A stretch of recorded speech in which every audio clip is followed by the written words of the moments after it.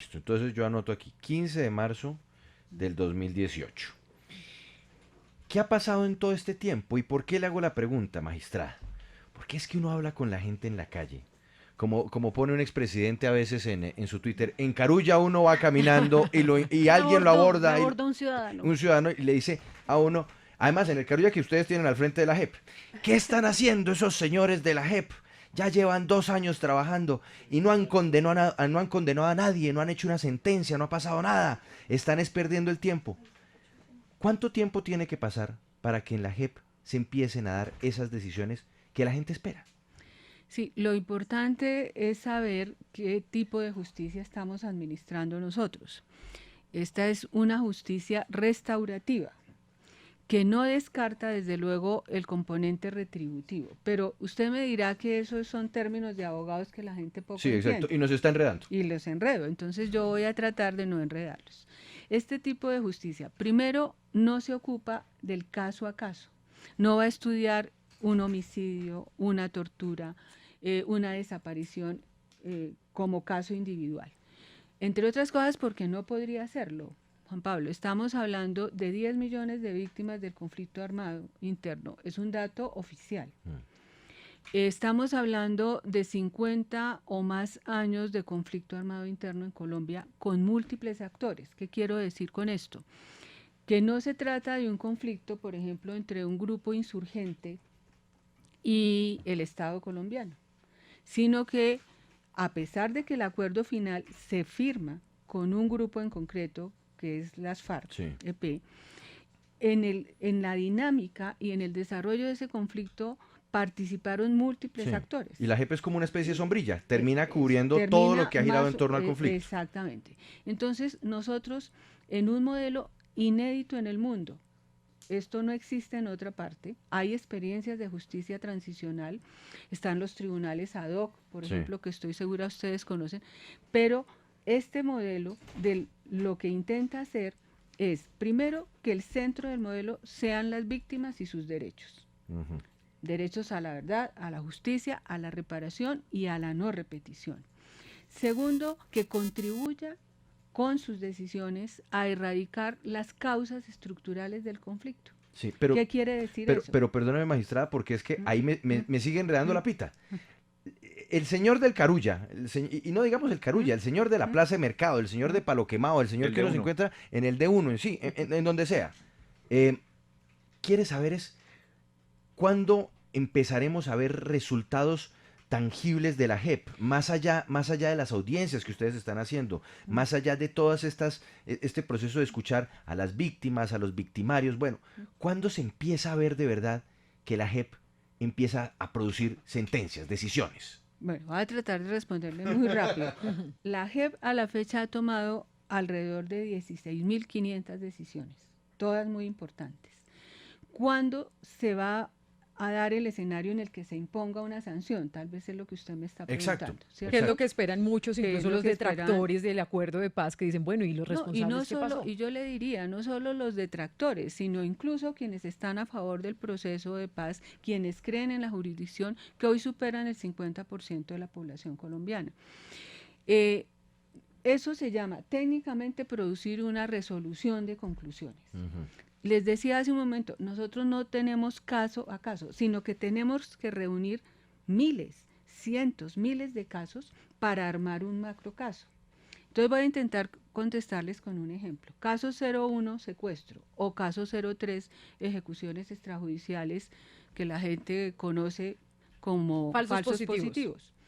Esos casos reúnen miles de hechos victimizantes en esa categoría. De todos los, de víctimas. digamos, de los comandantes, excomandantes de la guerrilla de las FARC, estamos hablando de Caso los más 01. conocidos. En el caso 03 estamos hablando de agentes del Estado, miembros de la fuerza pública.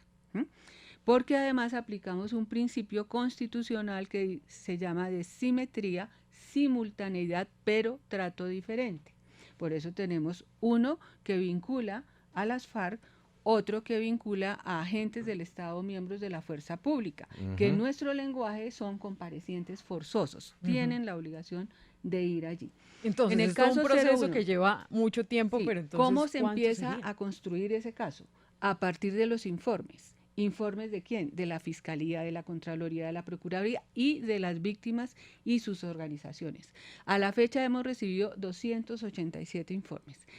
Tenemos un grupo interdisciplinario que trabaja en contexto. Recibimos 140 informes del Centro Nacional de Memoria Histórica. Toda esa información hay que analizarla para preparar el caso y darle traslado a las víctimas para que conozcan esos informes y puedan preparar ellas todo lo que tengan que decir. ¿Cuál es el propósito de esto que es diferente a Justicia y Paz, que fue un referente interesante en Colombia? Y es que en el momento que estas personas comprometidas en esos delitos, crímenes de guerra, delitos de lesa humanidad, lleguen ante los magistrados, ante los jueces, Ya esté todo los jueces documentado. van a tener toda la información posible, de manera tal que la persona tiene la obligación y debe confesar todo lo que tenga que ver, por ejemplo, en el tema de secuestro. Sí. Si no lo hace, va a ser el juez el que le va a señalar: usted aquí no está contando toda la verdad, o le faltó un poquito, o le faltó mucho, y va a tomar las decisiones que le Magistrada correspondan. Patricia Linares, bueno, entonces eso se entiende que digamos que viene de tantos años de conflicto, que tienen que hacer todo, pues esta documentación, sistematización de todo este documento. Pero entonces, ¿cuándo se podría ya empezar a decir, señores de las FARC, excomandantes, vengan para acá y vamos a iniciar entonces esta... Llevamos año y medio de funcionamiento y en el caso 01 con toda esa preparación que supone, y ustedes y su audiencia y en general la población, ese señor del supermercado al que usted aludía, no puede olvidar que nosotros somos jueces. ¿Y los jueces a qué se deben principalmente? Al debido proceso, a la seguridad jurídica, en cualquier proceso. Pero ya hay ajustes ¿Sí? de tiempos, hay Sí, vencimiento de plazos. Entonces, la preparación del caso es supremamente compleja. Estamos hablando en el caso 01 de una proyección aproximada de 8.000, 9.000 víctimas. Todas tienen derecho a participar activamente en el proceso. Deben ser notificadas, se le deben trasladar los informes, las pruebas y demás. Los abogados, todos tienen que participar activamente.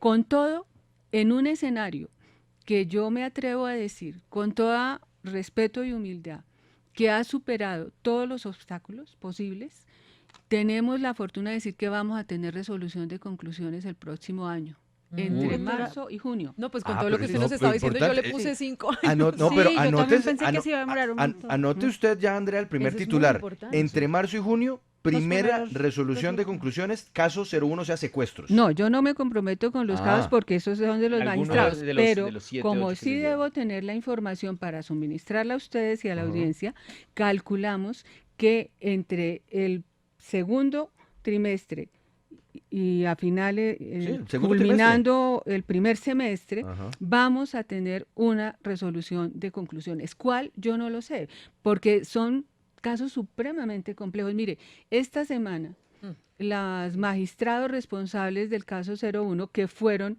con los del caso 03 para optimizar recursos, tiempos y demás, estuvieron en Florencia, en el Caquetá. Más de 100 comparecientes respondiendo las preguntas de los magistrados con la presencia múltiple de víctimas. Y eso pasa por preparación como la siguiente, y déjenme contarle esto: preparar esos espacios significa garantizarles un tratamiento digno, respetuoso, con asistencia psicosocial, con asistencia jurídica a las víctimas, pero también a los comparecientes, que tienen un sistema autónomo de defensa que emerge del acuerdo y está creado constitucionalmente y que administramos nosotros.